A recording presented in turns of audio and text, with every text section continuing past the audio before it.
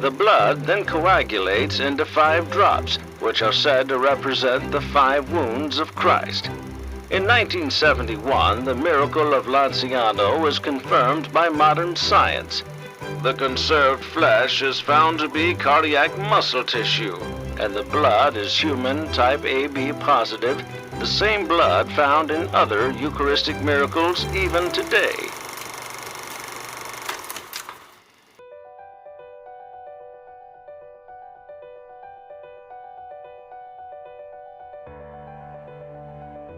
Hello friends, in this segment of the Wonders of His Mercy, I want to talk about the Church's teaching regarding the 14 works of mercy, those charitable actions by which we come to the aid of our neighbors in both their bodily and spiritual needs. There are 7 for the body, called the corporal works of mercy, after the Latin word corpus, which means body, and there are 7 for the soul, rightly called the spiritual works of mercy. It's precisely because the human person is a body-soul composite that the 14 works of mercy are so important in the life of the Christian who is ready to aid his neighbor. As human persons, we not only have bodies, we are bodies. And we not only have souls, we are souls. And both the corporal and spiritual aspects of the human person need to be nurtured and maintained. Rooted in sacred scripture, the corporal works of mercy are the following: to feed the hungry, give drink to the thirsty, clothe the naked, visit the imprisoned, shelter the homeless, visit the sick, and bury the dead. The spiritual works of mercy are to admonish the sinner, instruct the ignorant, counsel the doubtful, comfort the sorrowful, bear wrongs patiently, forgive all injuries, and to pray for the living and the dead. Pope St. Gregory the Great says that when we attend to the needs of those in want, we give them what is theirs, not ours. More than performing works of mercy, we are paying a debt of justice. I'm Father Wade Menezes of the Fathers of Mercy for EWTN. Thanks for tuning in to the Wonders of His Mercy.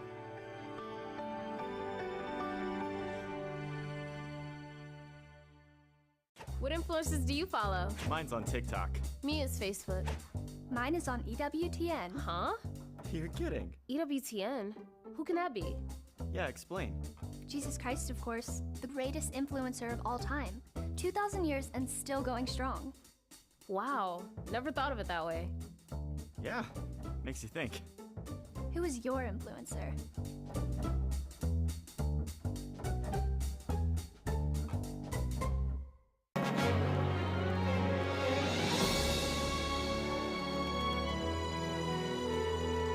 EWTN. Live truth. Live Catholic.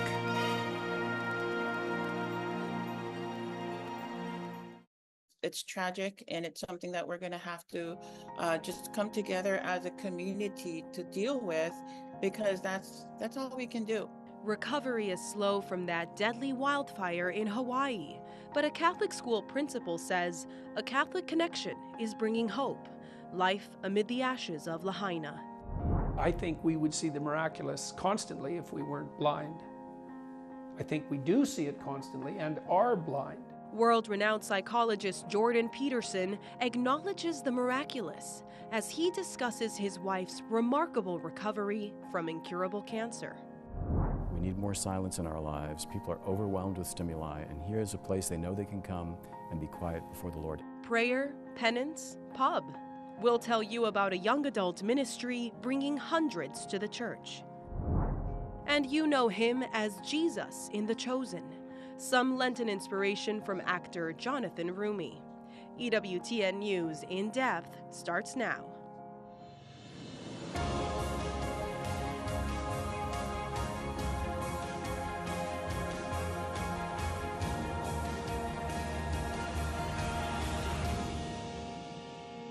Isn't it what we're called to do to help those who are in need? To be in solidarity with our brothers and sisters who have lost everything? I kind of feel like that is the Catholic thing.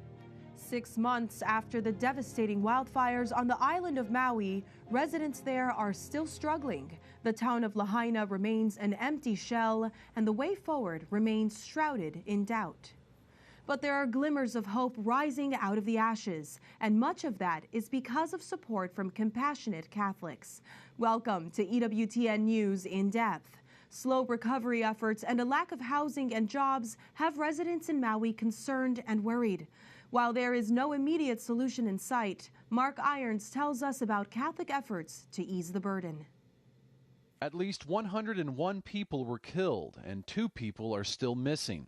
Driving through Lahaina now, you'll find the same scenes of destruction, block after block. The flames have been put out, but 6 months have passed, and you can hear the frustration. The objective fact is not much has changed. Back in August, the deadliest U.S. wildfire in more than a century scorched this town on the Hawaiian island of Maui.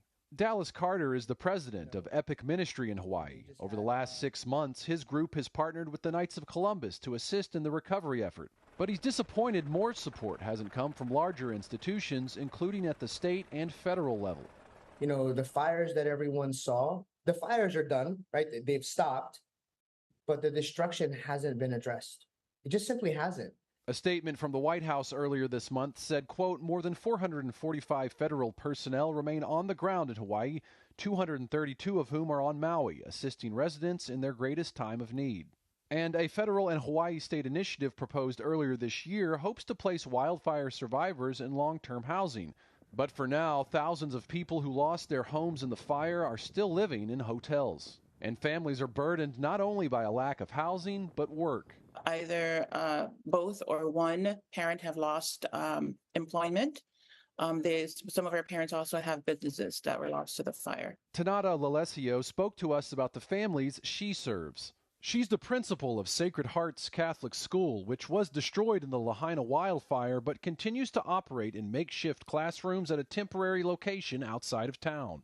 More than half of the students' families lost their homes in the fire. Everyone's still dealing with this unprecedented tragedy and crisis happening in a small community and trying to figure out how to move forward together. But even those who did not lose a home in the fire could be displaced by landlords who are now incentivized by government funds to open their rental properties to those who did lose a home, meaning the people currently renting from landlords could be forced to leave. Lalesio fears rentees, among them some of her teachers at Sacred Heart School, will soon need a place to live. It's really difficult because prices are high, barely affordable. It's really frustrating. It's a frustrating situation because you can't win. It feels like, it's always when you're trying to get ahead, something else comes up, and it's a drawback for everybody when things like this are allowed. With all the frustrations, there are signs of hope, including one literally left standing around the otherwise charred landscape in Lahaina. The Catholic Church connected to Sacred Heart's School was untouched by the flames. Besides that, there have been plenty of helping hands. That first weekend after the fire, our council started collecting goods to send to Maui. Support has continued to flow from the Knights of Columbus. Joshua Kapika is the Grand Knight of a chapter on the Hawaiian island of Oahu. He remains in close contact with the people in Maui. In the conversations that I have with a lot of people in Maui and in Lahaina, they just want people to know and remember that they're still there, and that they are dreaming of the day that they can return to a new Lahaina. That day could be years away. Kapika says prayers and assistance are a continual need. Lalesio believes despite all the instability felt by families, having this makeshift school made possible with the support of the Knights of Columbus is a reminder that God hasn't abandoned her community. God has blessed us with being able to return to school here for that reason. It's just so that we know He is present to us in each other, in the love that we share, in the care, in the kindness, and in the support. Providing support to the people in Lahaina has given Dallas Carter a first-hand perspective on the current situation. And as Catholics around the world begin the season of Lent, he sees a spiritual opportunity. It's a call to actual solidarity with our brothers and sisters who have lost everything. They are not okay yet. They are not. We need to take on some of the suffering they have. Mark Irons, EWTN News In Depth. The Bishop of Honolulu, Hawaii, Larry Silva, was quick to reach out to parishioners impacted by the wildfires. He joins me to share more of what he's seeing now 6 months after these deadly fires. Bishop Silva, welcome, and you were with us right away when disaster struck. Tell us how parishioners are doing now, 6 months later, that there's been some time to grieve the lives lost and the loss of homes and businesses. Yes, thank you very much. And thank you for your support. It has been wonderful to see the support of many, many people throughout our country with their prayers, of course, and their financial contributions. We've raised close to $7 million for outreach to the Lahaina community, which is suffering still so much. And we are very grateful to that. We also have started a second fund, which is a tuition assistance fund. It was felt it was very important to get our school up and running right away. The school building was burned, so there is a mission church in the town of Kapalua that was not burned, so that's where services are taking place. But they have established a tent school there on that property. Now it's very makeshift, and we are looking for another building. We actually have another building now that we are going to be renovating and moving to as a temporary site for the school. So we're excited about that. But of course, that is possible because of these great contributions that have come in from so many dioceses and individuals. Of course. Would you say that that is the biggest need, supporting tuition assistance and helping schools, or have things changed? Yes. Are there new and different challenges? Well, that is one of the biggest needs, because it really does help the families who are whose children are in the school, many of whom lost their homes and their livelihoods. And in fact, at least half of our teachers in that school lost their homes. So they are, dealing with the crisis as everyone else is. So we are, of course, many of them can't afford tuition and wouldn't be able to send their children to school if they didn't have tuition assistance. So we really appreciate that effort, that funding. And with jobs lost, even if they could before, they probably can't afford it now. You did mention in our last interview together, the last time that you were with us, that you were praying that people would not get disaster fatigue because the rebuilding process is so long. How are aid workers and people in positions of care and rebuilding holding up? Well, I think, the people who are giving aid from the outside, I think, are holding up very well. I think they're well motivated. It is, the obvious needs are there, and they're responding very well. I'm very proud of the Knights of Columbus and thankful for them. I'm very proud of our young adult group, Epic Ministry. They have done incredible work in reaching out to that community.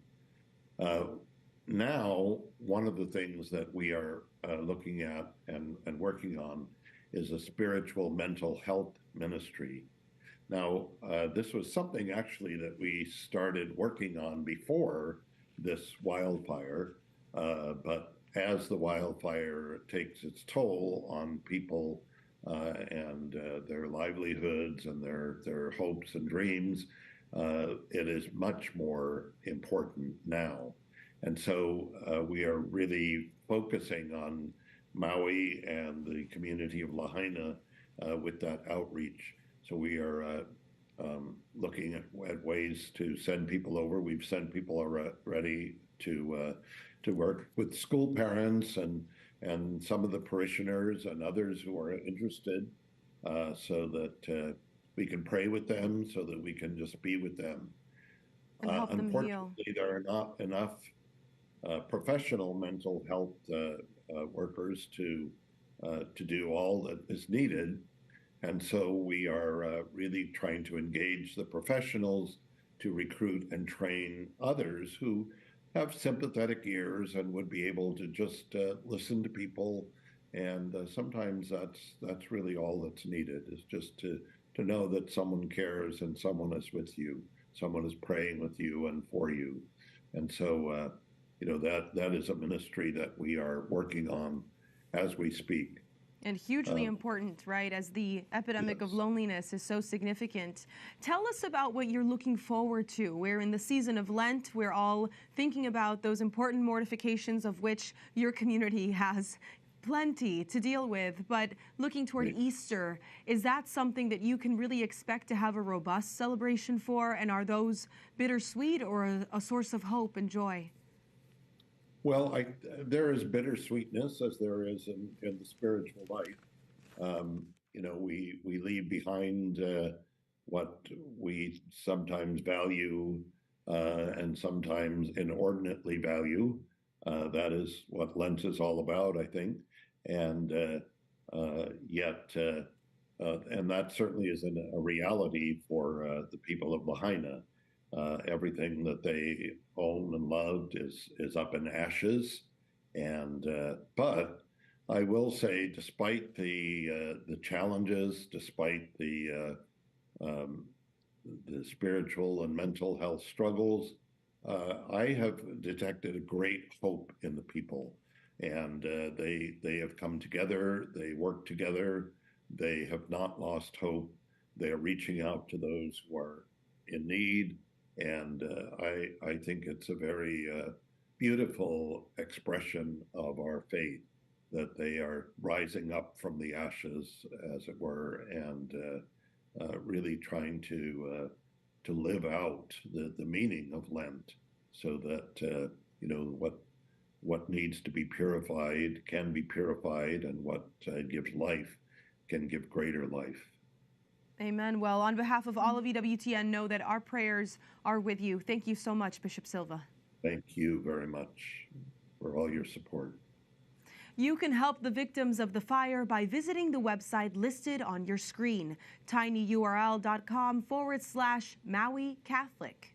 There's much more ahead on this edition of EWTN News in Depth. Jonathan Roumie, P3, and the candid reflections of Jordan Peterson.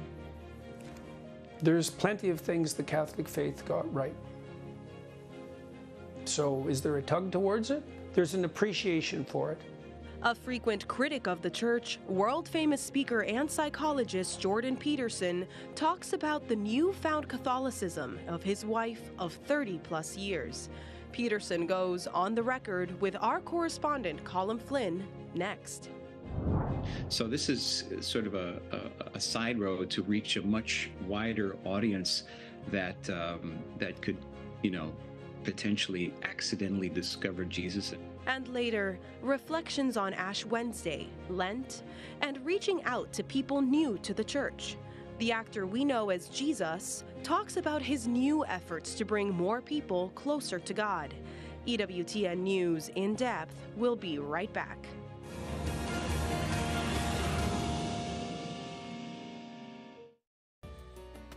A special item on EWTNRC.com this month is the El Divino Niño statue. It's a 3.5-inch replica of the statue of the Divine Child Jesus that Mother Angelica had made for the Poor Clares Monastery in Huntsville, Alabama. Beautifully hand-painted, it's been exclusively designed for EWTN. To order, go to EWTNRC.com and search for item number 90395C. If I prayed the Lord's Prayer just constantly over and over, I could just get through the procedure, and I could deny somehow the pain. It would help me deny the pain. The incredible cancer journey of Tammy Peterson. 2 weeks ago on EWTN News in Depth, she spoke to correspondent Colin Flynn about her battle with a rare form of kidney cancer that had never been cured before. Her doctor gave her a grim diagnosis. She had only 10 months to live. If you watched her remarkable story, you know she was miraculously cured. Healed, she says, by the power of prayer. If you don't know Tammy, you may know her husband, psychologist Jordan Peterson. He's one of the most famous speakers in the world and has millions of followers. A few years ago, he announced his wife of more than 30 years had been diagnosed with incurable cancer. Of course, devastating news to Tammy, Jordan, and their family. After our interview with Tammy, Jordan also spoke to Colin Flynn. He shared his thoughts about nearly losing his wife and the mother of his children. And famous for his contrarian views and pushback against some aspects of organized religion, he gave his reaction to Tammy's newfound devotion to praying the rosary and her conversion to Catholicism. Here is Jordan Peterson on the record. Jordan Peterson, it is great to meet you. Thank you. Bring us back to that day when you were sitting in the office with your wife and the doctor told you terminal cancer, 10 months to live. What goes through your mind? Well, I suppose the first thing that went through my mind was anger, because anger is an easy emotion to turn to in the immediate aftermath of devastating news. So, and grief is an emotion, or terror even, is an emotion that takes a longer while to settle in. And terror, terrified of the inevitable that you were going to lose your wife of 35 years. Well, when you lose someone, when you lose your wife, you don't just lose your wife, you lose the future that you had conjured up and conceptualized. You lose your children's mother. You lose, well, I would lose a friend, a great friend, and so that in itself obviously turns things upside down. We switched very rapidly into active mode, I would say, and started traveling around from physician to physician, hospital to hospital, as we were fortunate to be able to do. So going through your mind was, no, there has to be a way. We're getting this dreadful diagnosis, but no, there's got to be something.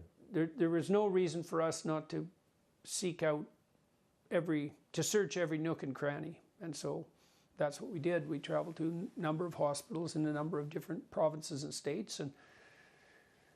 And the opinions we did receive were that the diagnosis, the second diagnosis, was accurate and that the situation was hopeless, that there was no real point in radiation or chemotherapy or surgery.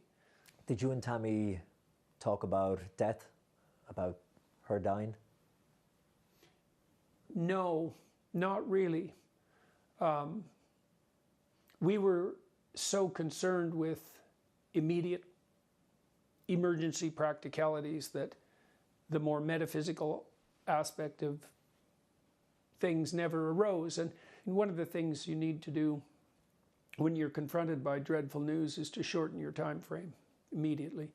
Otherwise it's overwhelming, right? So if the thoughts of the next year or 5 years are inconceivably threatening, then you concentrate on the next week. And if that's too much, then the next day. And you can get to the point, if you're really unfortunate, where you concentrate on the next minute.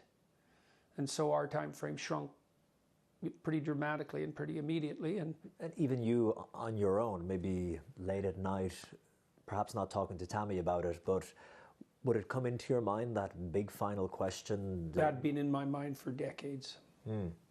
Did it make you think about it a different way now that Tammy... Well, more immediate.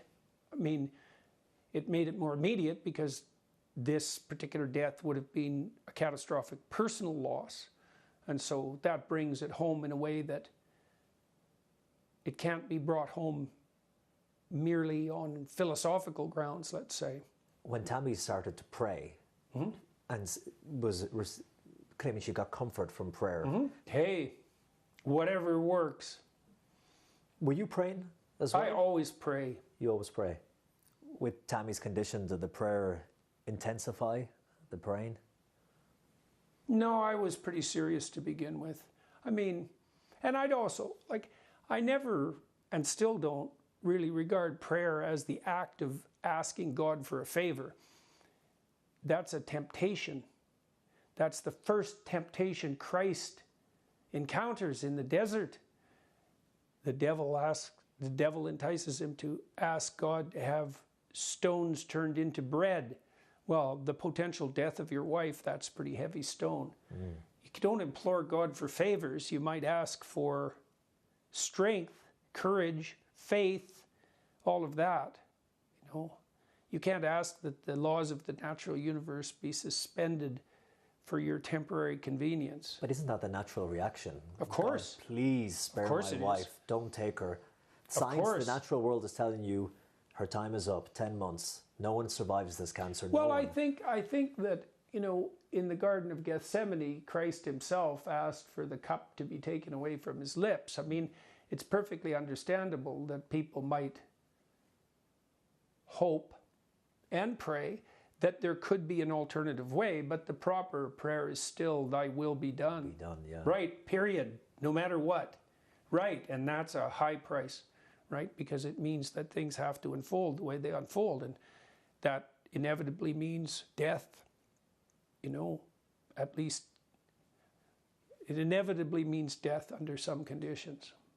And when you do pray, Jordan, who or what do you pray to, or do you visualize, or where do you focus it?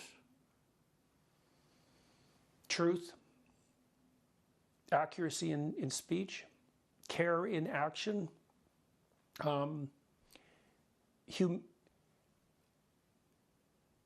gratitude, that's the opposite of pride and arrogance.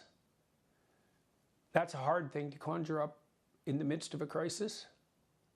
When you're about to lose something upon which much of you depends, you have the opportunity to see it for what it is. And that's a way of getting the beams out of your eye, let's say. So, you know, and certainly Tammy discovered love, really, I would say in some ways, for the first time, in a way. And that was mostly through her appreciation for what her existence and demise signified for her son. And that changed her life. So, you know, that's a non-trivial gift. Now, it was hard won, but lots of non-trivial gifts are hard won. So,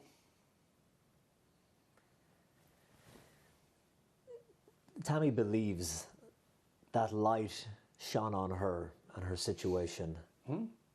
Praying the rosary, something happened that is extraordinary, some might say miraculous.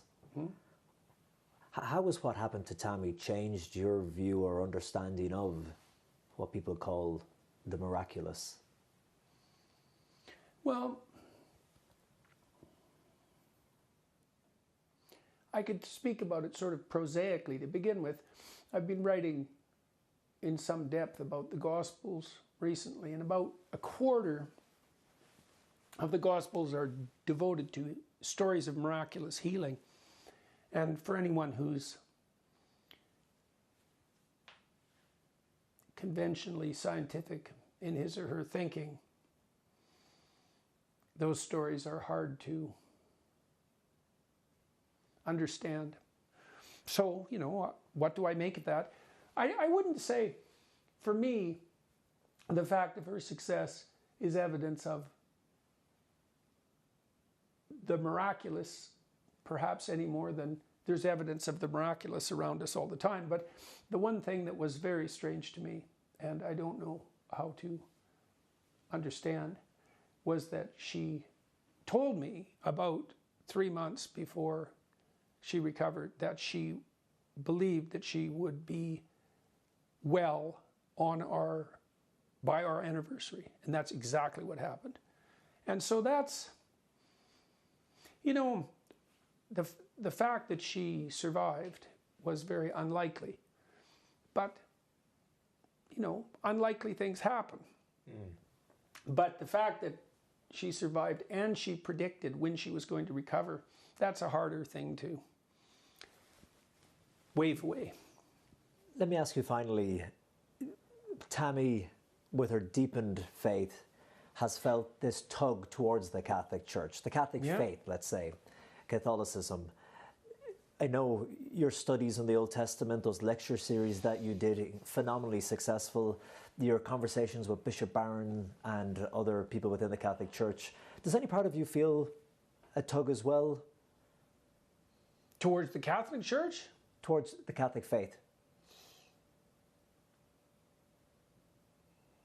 There's plenty of things the Catholic faith got right. So is there a tug towards it? There's an appreciation for it. So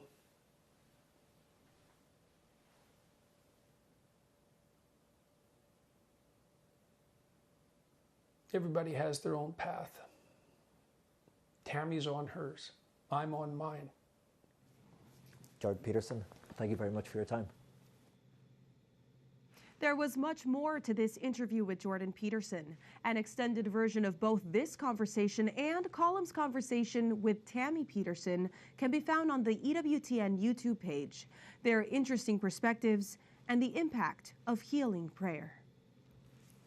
Wherever you are, plugging into your parish, I think is really important. A place to seek forgiveness, pray, and socialize with like-minded young Catholics. When we return, we'll tell you about a youth ministry program that's hitting all the right notes.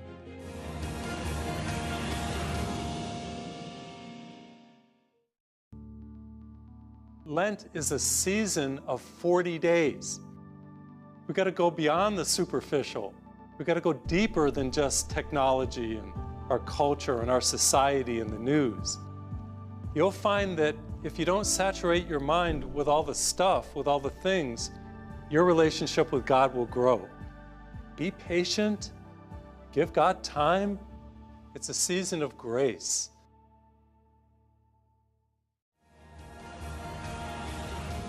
In this time when the Catholic Church has struggled to keep young people in the pews, a young adult ministry in Northern Virginia has attracted hundreds. Celebrating its 10th year anniversary at St. Charles Borromeo Catholic Church, P3, or Prayer, Penance, Pub, continues to change the lives of young people and bring them closer to Christ.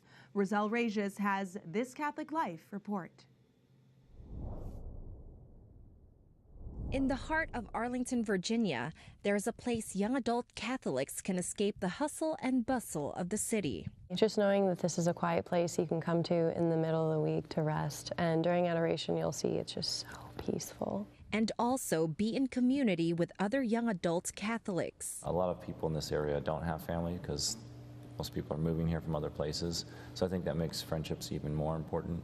At St. Charles Borromeo Parish, every Wednesday, the doors are open for anyone who wants to open their hearts to Jesus, go to confession, and form friendships.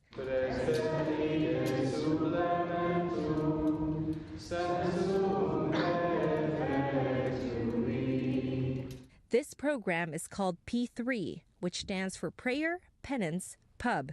We worship and adore Him in the Most Blessed Sacrament, and we have the opportunity for the Sacrament of Penance, for confessions.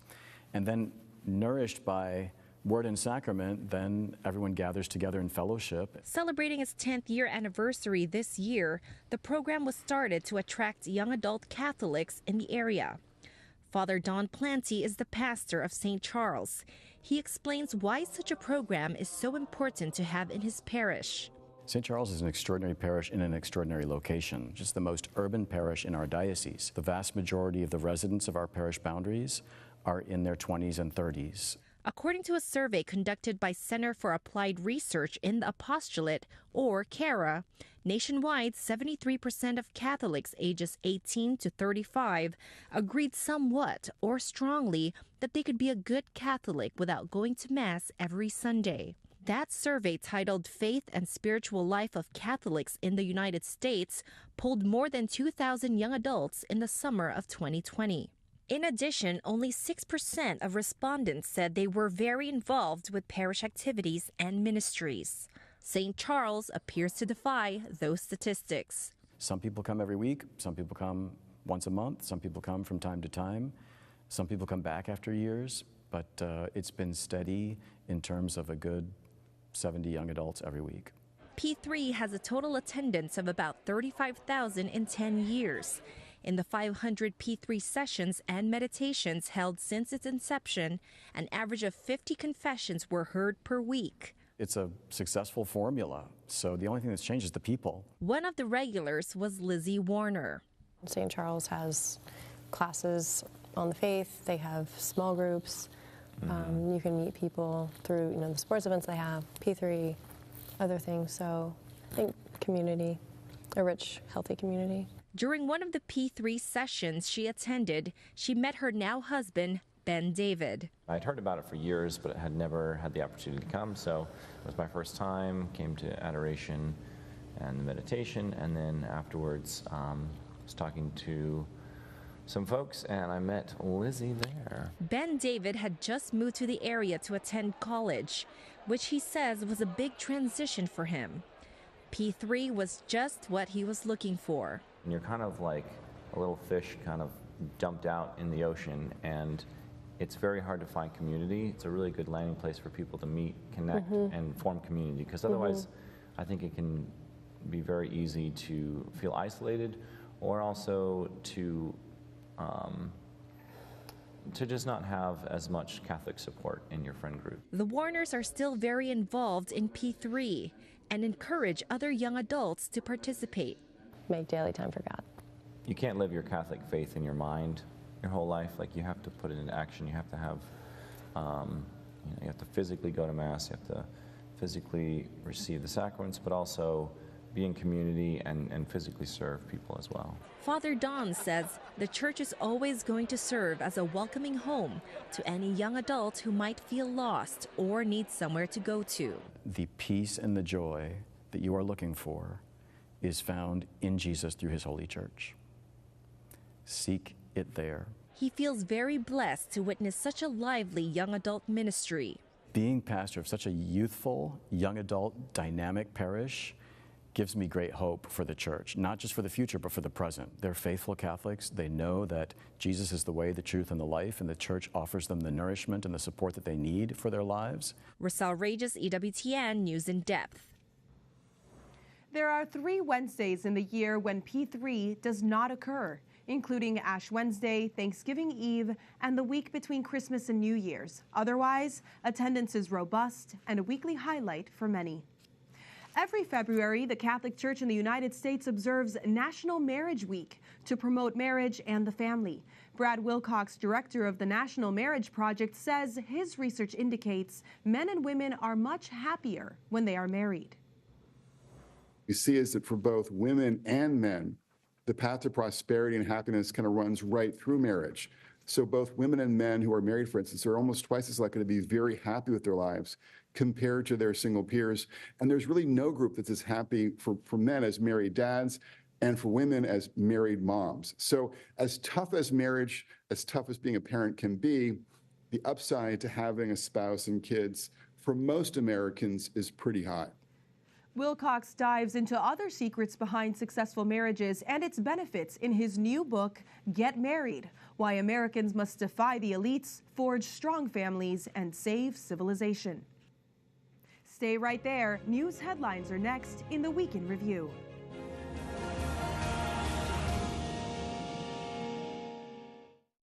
The 12th station, Jesus dies on the cross. Consider how Jesus, being consumed with anguish after 3 hours' agony on the cross, abandoned himself to the weight of his body, bowed his head, and died. And I, once I am lifted up from the earth, will draw all men to myself. Father, by his death, your Son has conquered death. Help us to adore his death and embrace his life. Grant this in the name of Jesus the Lord. Amen. The shocking death of Vladimir Putin's staunchest critic tops the Week in Review. News early Friday that Russian opposition leader Alexei Navalny collapsed and died in a Russian prison colony located in a brutally cold part of the country north of the Arctic Circle. He was 47. For more than a decade, Navalny had been Putin's fiercest foe, exposing Kremlin corruption and leading massive protests against him. His bravery in the face of Kremlin retaliation has become legendary. He nearly died when he was poisoned with a nerve agent and was airlifted to Germany for life-saving medical treatment. But he insisted he returned to Moscow to lead the opposition against Putin. The Kremlin put him on trial three times, and he was convicted each time in what his supporters called political show trials designed to silence him. Navalny had been behind bars in various Russian prisons since early 2021. His death comes less than a month before an election that will give Putin another 6 years in power. His death in a Russian prison and the fixation and fear of one man only underscores the weakness and rot at the heart of the system that Putin has built. Russia's responsible for this. Secretary of State Antony Blinken was one of the several Western leaders expressing their shock on Friday. Among those appearing before the cameras, Navalny's wife, who said Putin and his cronies in the Kremlin would be held accountable for crimes against her family and the country at large. Her remarks came at the beginning of the Munich Security Conference in Germany, where Western leaders have gathered to discuss pressing challenges to international security. Vice President Kamala Harris is representing the United States. She will try to calm concerns among European allies nervous about American resolve and support in light of the raging wars in Ukraine between Israel and Hamas and an apparent stalemate in Congress about foreign aid to support our allies. On this vote, the yeas are 70, the nays are 29. The bill, as amended, passes. The Senate did make positive inroads to securing military aid for Ukraine, Israel, and Taiwan when it passed a $95 billion foreign aid bill in the wee hours of the morning on Tuesday. The bipartisan vote was 70 to 29. But House leadership is refusing to bring the measure to the floor for a vote. This is what causes our European allies to ask, what are you guys doing, and can we rely on the United States going forward? This is genuine. These are hard issues. These are serious issues. People's lives are at stake, and this is getting hung up over domestic politics in the United States. In the continuing war in the Middle East, Israeli special forces stormed Gaza's largest functioning hospital Thursday in what the army says was an operation seeking the remains of hostages taken by Hamas. Special forces also say they apprehended a number of Hamas suspects.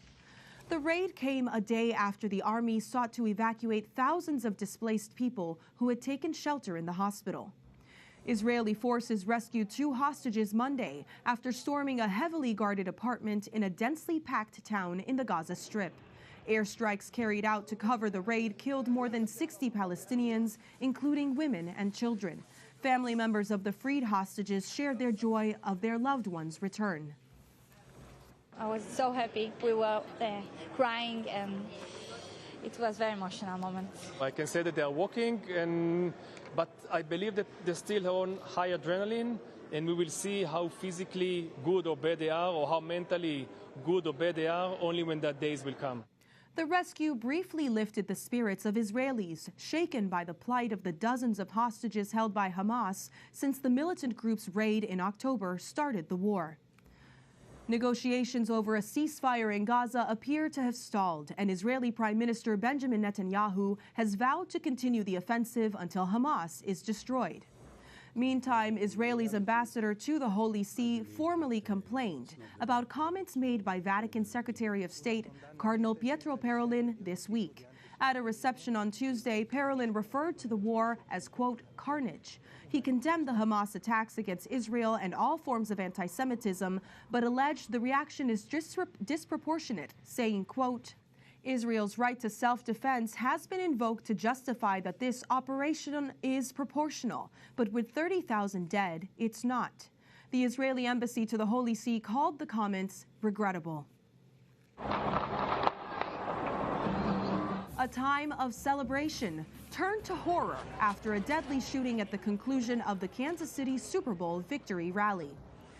While details are still emerging, we do know that a Catholic mother of 2 was the sole person who died in the horror. Another 23 people, half of whom are under the age of 16, were injured. The Kansas City police chief identified the victim as 43-year-old Elizabeth Galvan. A local non-commercial radio station says Galvan was a beloved host on its channel and was known as Lisa Lopez Galvan. Reports say that she was devoted to the Catholic Church and will be remembered by her fellow parishioners. The station wrote in part on its website, quote, "This senseless act has taken a beautiful person from her family and this KC community." The other wounded victims range in age from 8 years old to 47 years old. With players still on the stage and an estimated 1 million fans downtown, the shots sent people running for their lives. Investigators say they believe it was a dispute between several people that ended in gunfire. The Kansas City police chief detained at least 3 people. 2 of them are juveniles. Amid the chaotic scene, Good Samaritans were quick to respond, jumping in to tackle one of the shooters. No, we tackled him. We tackled him. Yeah. When we tackled him, the gun came out. I just heard somebody yelling to stop this guy, tackle him, and he was coming in the opposite direction. So you don't think about it. It's just a reaction. He got close to me. I got the right angle on him, and I hit him from behind. And when I hit him from behind, I either jarred the gun out of his hand or out of his sleeve, because as I'm taking him down to the ground, I see the gun on the ground. So I take him down, and I'm putting all my body weight on him. And then another Good Samaritan comes over and is helping me, because I kind of got him high, and the other guy gets him around his waist, and we're just putting our weight on him, and he's just fighting to get up, but we're fighting to keep him down. Investigators are working to determine if other shooters were involved. They have recovered several firearms from the scene, and they're asking any witnesses or anyone with video of the incident to contact them. Bishop James Johnson of Kansas City St. Joseph issued a statement on Facebook, writing, "Let's offer our prayers for the victims of today's shooting after the parade and rally and their loved ones. On this first day of Lent, we turn to God for mercy and healing for our broken world." In Turkey, another ancient and historic Christian church will be turned into a mosque. The Church of the Holy Savior in Istanbul has served as a museum for 79 years. It is one of the most important Byzantine structures in the world and is adorned with many unique icons and frescoes. Like the ancient Hagia Sophia Cathedral converted into a mosque in 2020, the Turkish government will now make it into an Islamic place of worship. An EWTN News In Depth crew was just in Turkey. In the weeks ahead, correspondent Colin Flynn will have a closer look at the state of the Christian church there. This month marks the one-year anniversary of Pope Francis's apostolic visit to South Sudan, the first papal trip in the young country's 13-year history. The Pope had long waited to visit the Central African nation and brought with him a message of peace. But that peace has yet to be realized for many South Sudanese. In February 2023, Pope Francis made a historic journey to South Sudan. In what he called a pilgrimage for peace, the Holy Father spent 3 days with the people of South Sudan, meeting displaced women, children, and victims of violence. On his last day, he celebrated a joyous mass with 100,000 present. He also met with South Sudan's 72-year-old president, Salva Kiir Mayardit, and other officials, asking them to choose peace for their people. Now it's time to say no more of this without ifs or buts. No more bloodshed, no more conflicts, no more violence, mutual recrimination about who is responsible for it, no more leaving your people at rest for peace. And now, a year after an inaugural papal trip, the world's youngest and poorest country still struggles to find peace and stability. Since gaining independence from Sudan in 2011, South Sudan has seen civil war and an endless cycle of intercommunal and ethnic violence.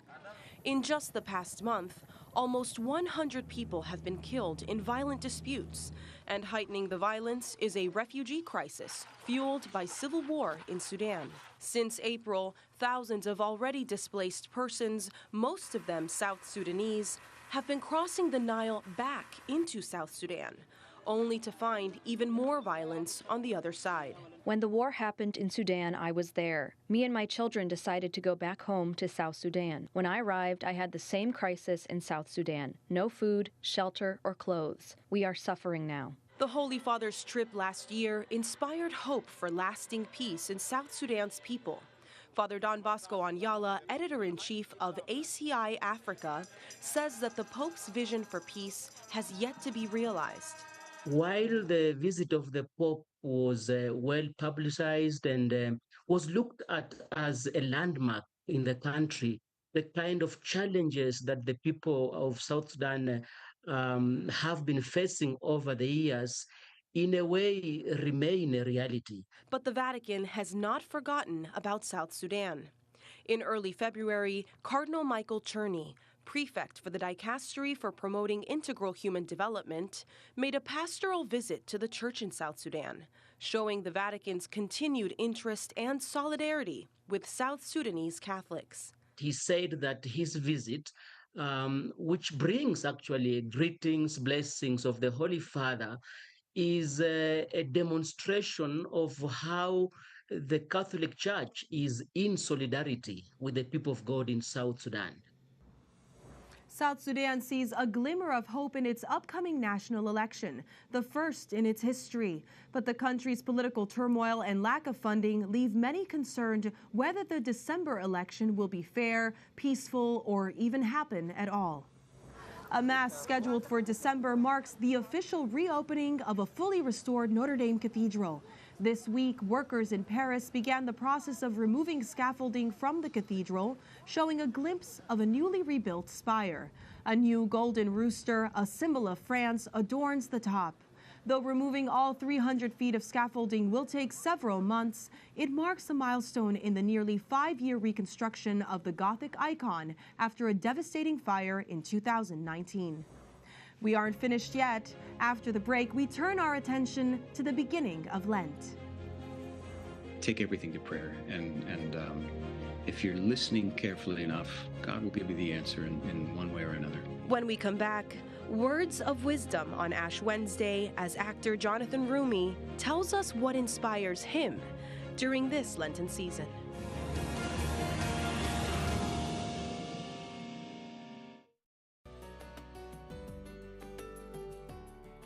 We have several great A Year of Art with Catholic calendars for 2024, all marked down 20% and ready for you.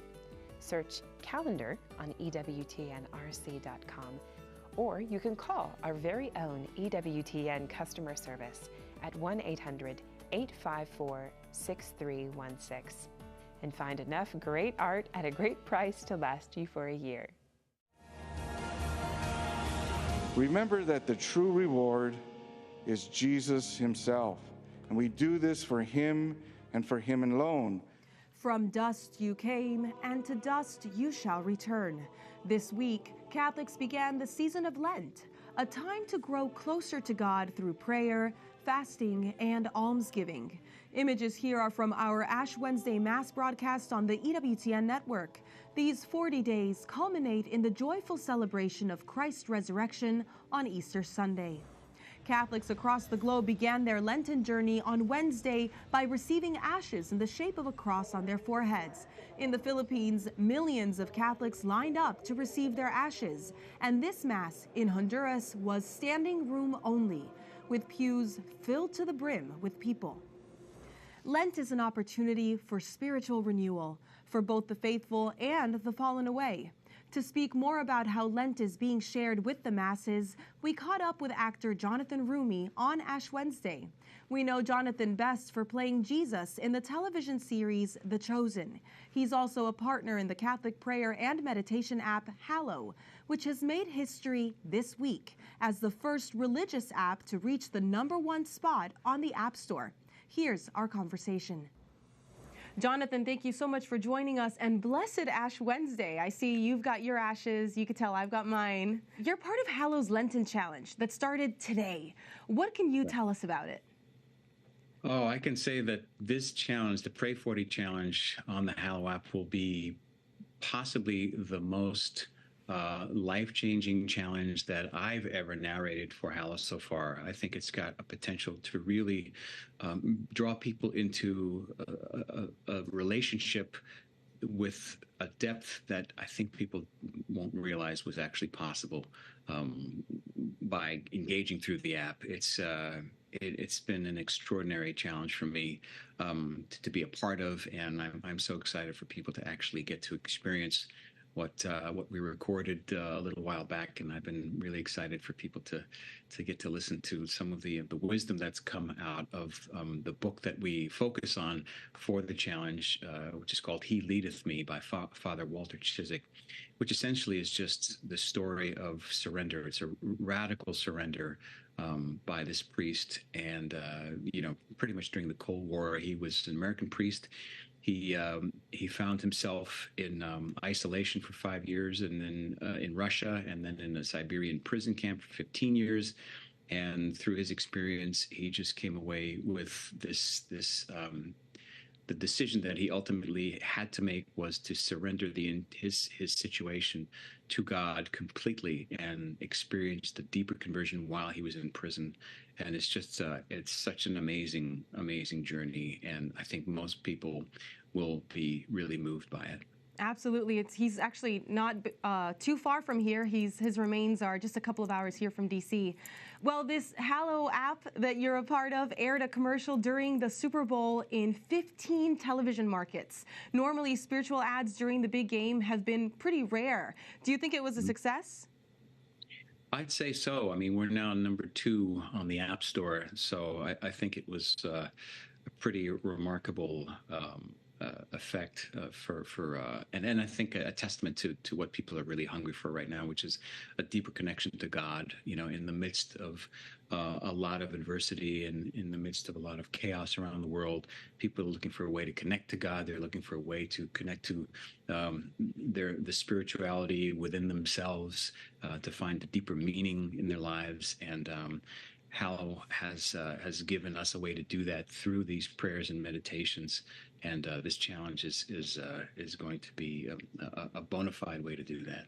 Absolutely. Well, Jonathan, you alluded to this a little bit with the preparation for the 40-day challenge, but how has playing Jesus affected how you approach the Lenten season and the devotions to prayer, fasting, and almsgiving?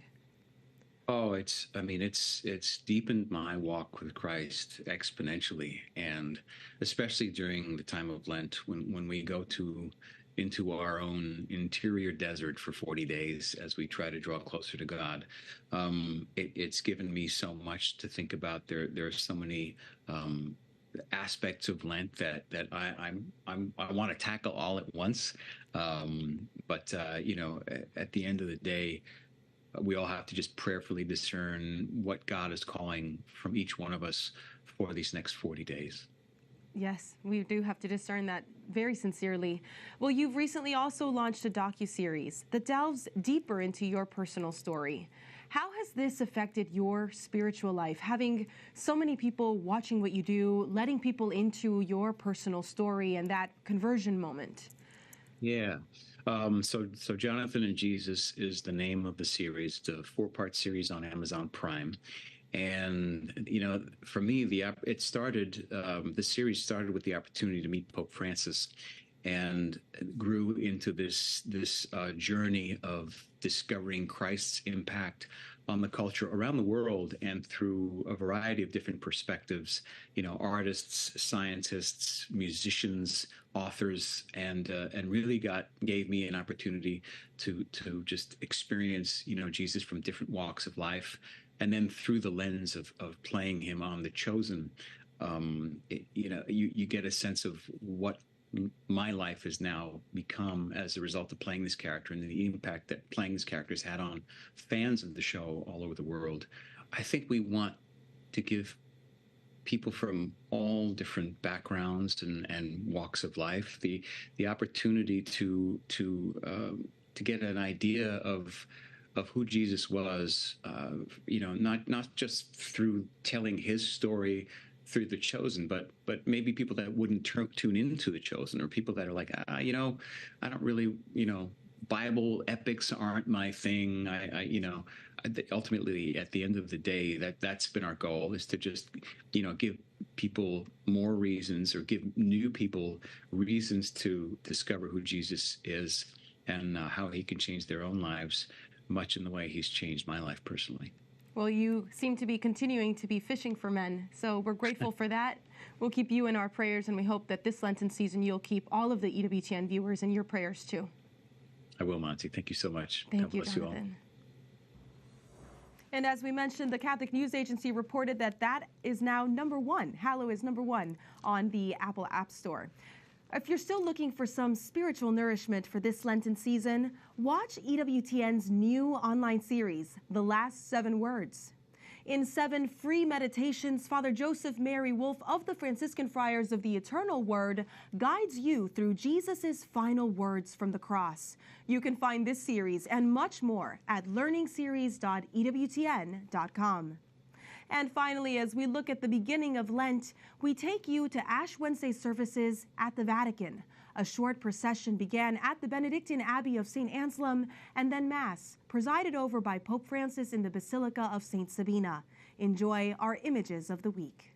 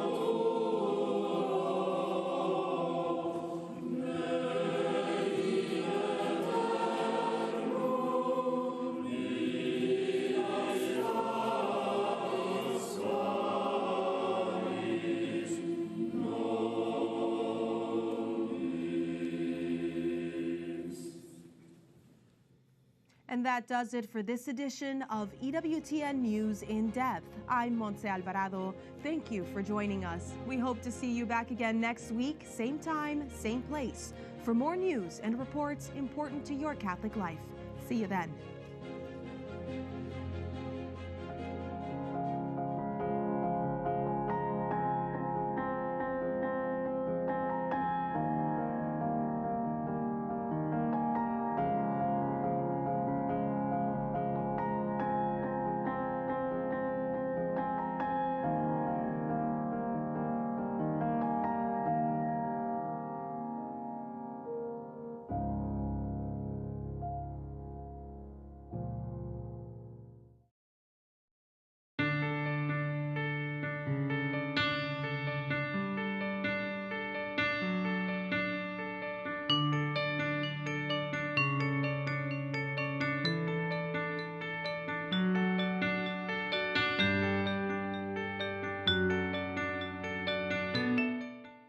EWTN. Live truth. Live Catholic. I'm Tracy Sable. Tonight on EWTN News Nightly, focus on Russia. The world reacts after the death of an opposition leader put in prison by the Kremlin, sounding the alarm. Hong Kong considers a national security measure that could further limit religious freedom. We have analysis from Gordon Chang. Start spreading the news. Learn more about a unique 3-day event that's drawing thousands of the faithful to New York City. And a gift for Bass